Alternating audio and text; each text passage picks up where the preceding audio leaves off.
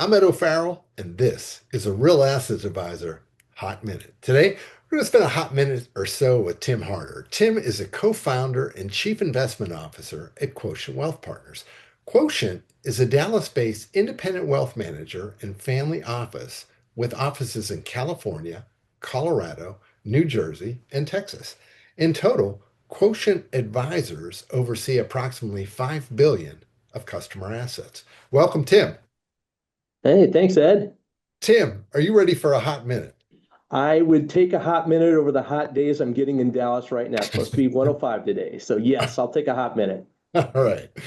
Hometown and where you currently reside. Yeah, I grew up in Algona, Iowa, north central Iowa. I'm in Dallas, Texas today. Okay. Alma mater and college major. Yeah, I did Wharton School of Business at the University of Pennsylvania. I was financing real estate. First job as a kid. Paper route, 3 cents a paper, half cent an insert, weekly, every Tuesday, delivering papers. First job as professional. I started off in Omaha, Nebraska, at a financial planning firm. Okay. What's the thinking at Quotient around the inclusion of real assets and alternative investments in client portfolios? Yeah, so this is an area I would have been more averse to probably for the first 20, 25 years of my career for our clients. But I think due to the technology, the changes, accessibility, we talked about the democratization. I think it's gotten to be more and more important for our clients every single day. And so, we've really opened up that part of our business more recently and trying to get clients some opportunities outside of those public markets today. Okay. What are the characteristics in an alternative investment program that would make it a good fit for the Quotient platform? Yeah, so for us on that, we're really looking for something that's actually differentiated from those public markets. We're not looking for a sort of check the box. Here's a private credit fund. Here's a private equity fund. You're all set. You've got alts in your portfolio.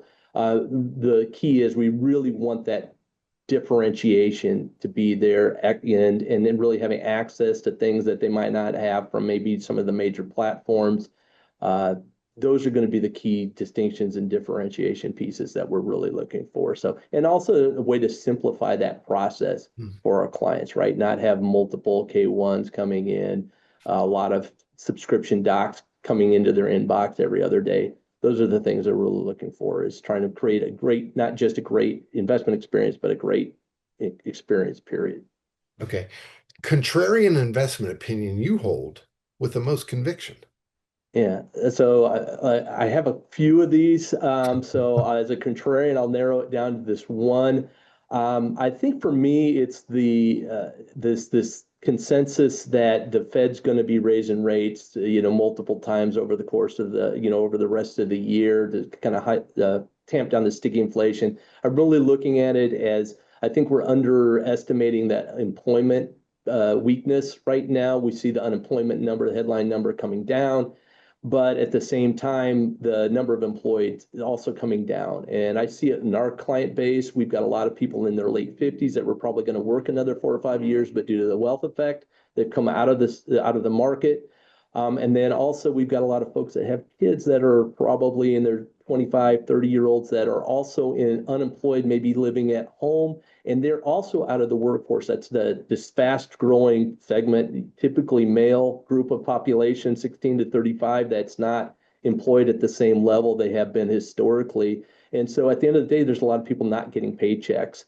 And so I think if they were really looking at that more holistic picture of employment, they might look at it a little bit differently. Not saying that the Fed won't raise rates, but that's my contrarian take of why I think they've got some room to make a decision in the other direction, honestly. Okay. There's no shortage of choices for high net worth individuals and Mm. families when it comes to selecting a wealth manager. Why do you believe those folks should consider having a conversation with a quotient advisor? Yeah. So I think I think we see a lot of really good competition. So I think we think there are a lot of advisors to pick from. I think a lot of Okay. the folks out there are going to probably look at it through the other lens. It's really hard to find a good advisor. One of the things I think that really differentiates us is, we're going to get the X's and O's part of the business right. I think there's a lot of good people out there that do this, but it's really about helping our clients find their best financial life and really helping them make good financial decisions to live the life they want to live.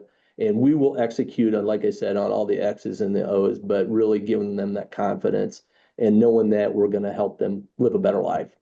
Okay. Talent or useless talent you possess Mm. that most folks don't know you have. Yeah, I'm a bit of a baseball nerd, which probably people could guess, but I used to play a game called Stratomatic Baseball. Uh, And so I have this worthless information from the mid 1980s, and from the season 1986 in particular, I can give you almost every statistic of every baseball player that year: wins, losses, ERA, batting average, you name it. Yes, it's a lot of worthless knowledge stuck up here, but hopefully I don't have to share that information with too many more people. But we'll see how many people see this. Yeah. all right.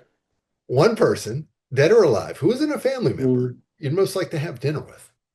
Yeah, I've been watching the those Tom Hanks World War II specials recently, and I'm absolutely fascinated with the decisions that those wartime leaders had to make. Uh, So, like a Churchill or a Roosevelt, I'd love to have dinner and find out, kind of what was in their head, what were they thinking, what were those decisions that they had to make.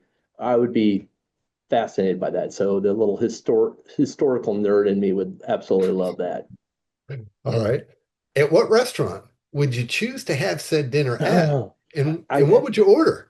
Yeah, so I think if I were smart, if I had the president of the United States, I'd get a banquet at the White House. That's what I probably should choose. But I'm a sucker for a seaside seafood restaurant, and I think I'd have to sit there, be able to see the ocean, and if I could order some fried shrimp, even sounds great to me. Sounds great to me. All right. Fried shrimp by the ocean. Sounds pretty good. You can Maybe connect a with cold beer. Tim. I don't know. You can connect with Tim directly on LinkedIn. And for more information on Quotient Wealth, you can visit quotientwealth.com. On behalf of the team here at Real Assets Advisor, thanks for joining us. We'll see you again next time.